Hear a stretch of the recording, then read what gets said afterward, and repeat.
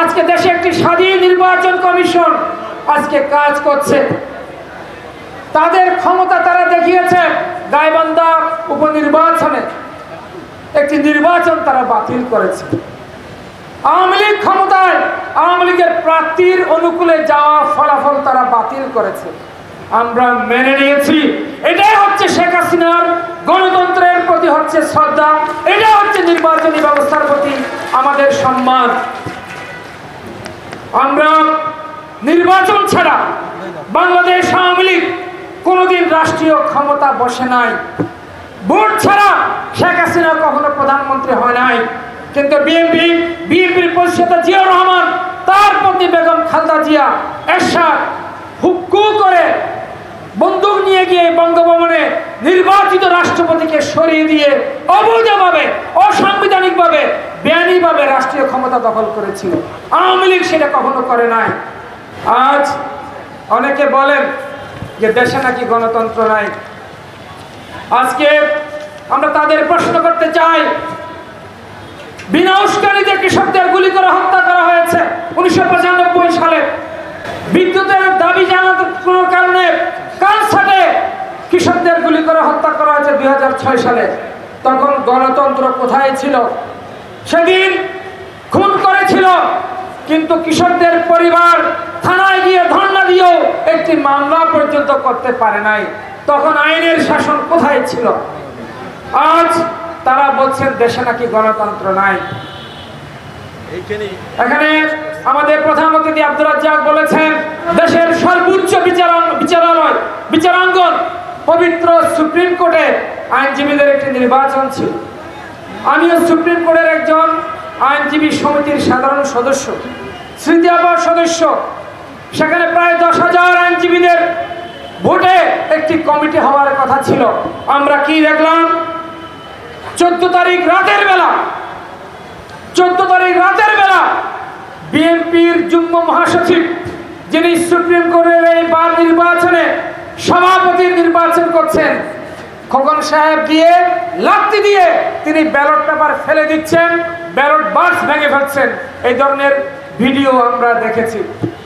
শুধু তাই নয়, নির্বাচন চলা অবস্থায় বহিরাগত মাস্তান নিয়ে সেখানে নির্বাচনী বুথ নজিরবিহীন ভাবে, বাংলাদেশে কেউ কোনোদিন দেখে নাই, দেশের সর্বোচ্চ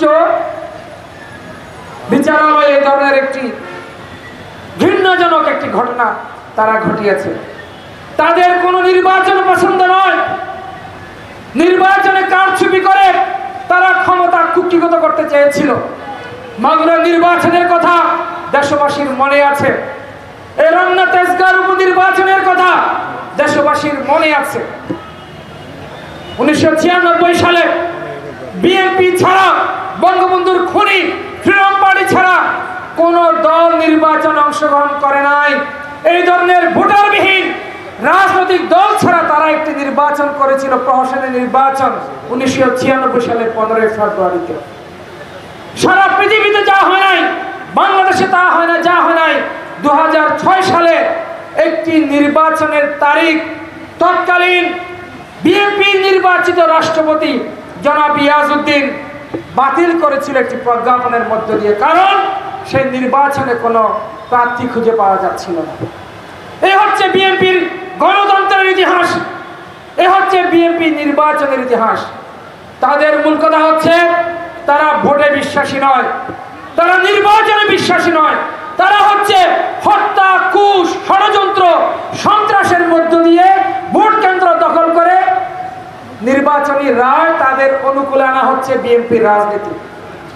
আজকে আমরা একটি নিরপেক্ষ, একটি স্বাধীন কর্তৃত্ব পরায়ণ নির্বাচন কমিশন সংবিধানের আওতায় গঠন করা হয়েছে। আজকে দেশে একটি স্বাধীন নির্বাচন কমিশন আজকে কাজ করছে।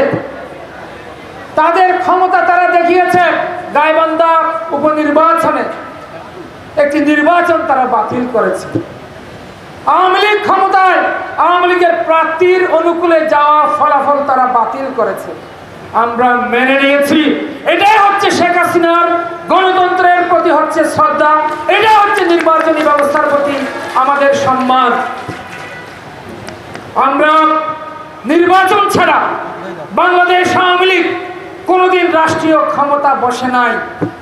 ভোট ছাড়া শেখ হাসিনা কখনো প্রধানমন্ত্রী হয় নাই। কিন্তু বিএনপির প্রতিষ্ঠাতা জিয়াউর রহমান, তার পত্নী বেগম খালেদা জিয়া এরশাদ হুক্কু করে বন্দুক নিয়ে গিয়ে বঙ্গভবনে নির্বাচিত রাষ্ট্রপতিকে সরিয়ে দিয়ে অবৈধভাবে, অসাংবিধানিকভাবে, বেআইনিভাবে রাষ্ট্রীয় ক্ষমতা দখল করেছিল। আওয়ামী লীগ সেটা কখনো করে নাই।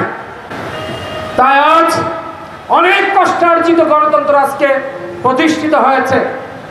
আমাদের নেত্রী বলেন, পৃথিবীতে কোনো গণতন্ত্র ত্রুটিহীন নয়।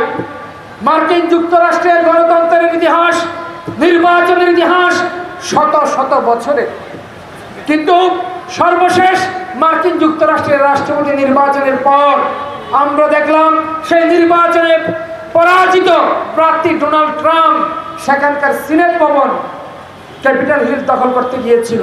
সেখানে গোলাগুলিতে 5 জনেরও বেশি মানুষ সেখানে প্রাণ হারিয়েছে। পৃথিবীর কোনো গণতন্ত্র বিশুদ্ধ নয়, কিন্তু একটি সংঘবদ্ধ ঐক্যবদ্ধ প্রচেষ্টার মধ্য দিয়ে গণতান্ত্রিক ব্যবস্থা, নির্বাচনী ব্যবস্থাকে শুদ্ধ করতে হবে। আমাদের যতটুকু দায়িত্ব, শেখ হাসিনার যতটুকু দায়িত্ব, সেটা আমরা করেছি। কিন্তু একটি পক্ষ এখানে রয়ে গেছে যারা সামরিক স্বৈরাচারের প্রতিভূ, যারা অসাংবিধানিক সরকার ব্যবস্থা বাংলাদেশে কায়েম করেছিল, তারা নির্বাচনে বিশ্বাস করে না। তাই জাতীয় নির্বাচন হোক, ইউনিয়ন পরিষদের নির্বাচন হোক, কিংবা আইনজীবীদের এই সুপ্রিম কোর্টের নির্বাচন হোক, এই নির্বাচন ভণ্ডুল করা হচ্ছে তাদের একমাত্র উদ্দেশ্য। আজকে আসুন এই পবিত্র দিনে আমার কৃষক ভাইদের আত্মাহুতি দেওয়ার এই দিনে আমরা শপথ গ্রহণ করি।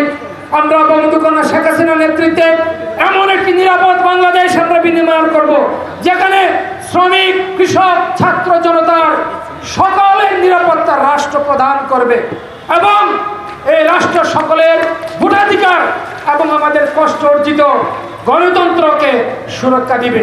বঙ্গবন্ধু কন্যা শেখ হাসিনা আজ কৃষি খাতে আব্দুর রাজ্জাক বলেছেন 30,000 কোটি টাকা সাবসিডি দিচ্ছে।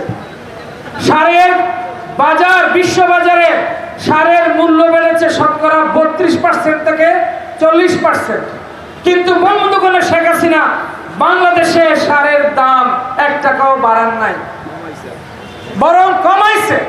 এই যে আমার এক ভাই বলছেন বরং কমাইছে। আজ খাদ্য উৎপাদনে বাংলাদেশ সারা পৃথিবীতে 10ম। বঙ্গবন্ধু কন্যা আজকে খাদ্য উৎপাদন শুধু বৃদ্ধি করে নাই, আজকে তিনি খাদ্য নিরাপত্তার কথাও তিনি ভাবছেন। তার জন্য তিনি যথাযথ আইন প্রণয়ন করেছেন এবং কৃষকদের খাদ্য যাতে গোডাউনে রাখা যায় তার জন্য খাদ্য সংরক্ষণের জন্য তিনি আজকে বিভিন্ন জায়গায় সাইলো করেছেন, খাদ্য গুদাম তিনি আজকে বানিয়েছেন। আজ শতকরা 50 থেকে 70% লোনে কৃষি যন্ত্রপাতি পাওয়া যাচ্ছে, আধুনিকরণের জন্য শেখ হাসিনা করেছেন। কৃষক ভাইদের জন্য 19,000 কোটি টাকা তিনি লোনের ব্যবস্থা করেছেন। কারণ করোনা যখন ছিল, শিল্প কারখানা বন্ধ ছিল, এরপরও বাংলার কৃষক ভাইরা মাঠে ফসল ফলিয়ে বাংলাদেশের জিডিপি গ্রোথ 5% উপরে রেখেছিল। তখন সারা পৃথিবীতে, ইউরোপে আমাদের জিডিপি গ্রোথ ছিল বিশ্বের তখন ঋণাত্মক, নেতিবাচক। এই কারণে তিনি আজকে বলছেন যে কৃষক বাঁচলে দেশ বাঁচবে।